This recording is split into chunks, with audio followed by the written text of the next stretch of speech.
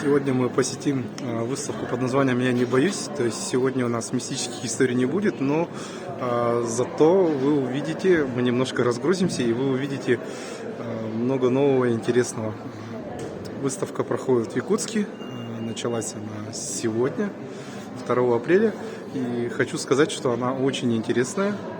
Там очень много экспонатов, я вам покажу, наверное, максимум половину из того, что есть.